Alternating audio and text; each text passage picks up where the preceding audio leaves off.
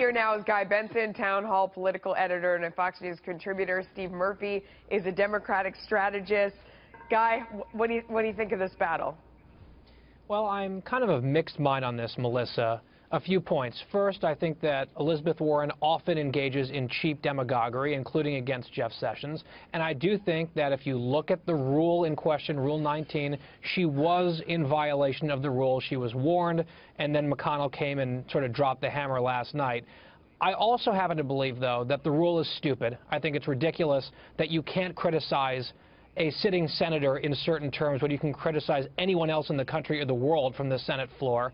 And I also think that by doing what they did, Senate Republicans elevated Elizabeth Warren's statement and her speech and her point from a late-night C-SPAN audience to the whole country by sort of pulling this power play. So I think that it was probably a strategic blunder overall, or at least a tactical one. So I think you're right. It totally backfired. In his defense, here is the senator, listen for a second, who told Elizabeth Warren to take her seat last night. Let's listen.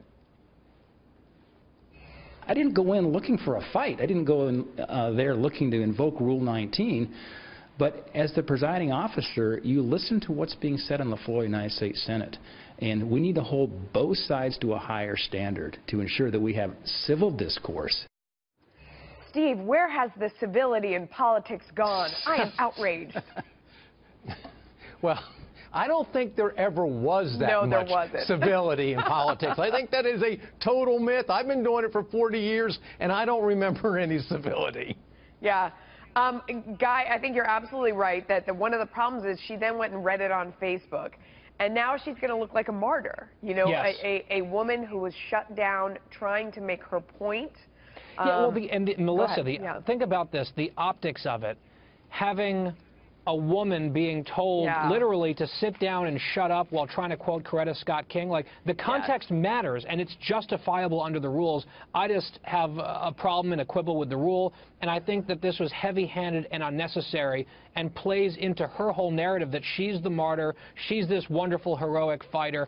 I know there's some school of thought that McConnell, the Republicans, are deliberately trying to elevate her because she's such a divisive and unpopular figure nationally, but I don't know. Democrats are going to raise a lot of money off of this, and it doesn't look good, at least, for the Republicans. Yeah, that might be too smart by half. Okay, so Republicans fearing for their safety, Democrat protesters targeting town halls and the offices of Republican lawmakers in opposition to repealing Obamacare. This is according to Politico.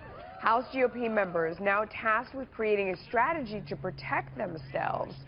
Steve, this is, I mean, this is going far. You know, first of all, this is really rich in my mind that the members of Congress who are poised to take health care away from 20 million people feel afraid for their own safety. It's the people they're taking the health care from who are going to end up being unsafe. They're not going to be able to take their children to the doctor when they're sick. Are you advocating violence against these lawmakers, No, Steve? what violence has there been? This is no different than the Tea Party. There's been no violence whatsoever that I know of against that have erupted all over? I mean, did you see the video from Berkeley? Did you see what happened on that campus? What member of Congress has been threatened by violence? Guy, what do you think? Well, my response is, first of all, we've seen violent protests from the left in other places, and I think it's smart to devise a strategy to keep members of Congress from either party safe. I also think that Republicans should recognize that some rowdy crowds is not tantamount necessarily to physical violence. The Tea Party did their thing to great effect in 2009 and 2010. If the left can do the same and keep it not necessarily civil, but nonviolent and peaceful, that's fine.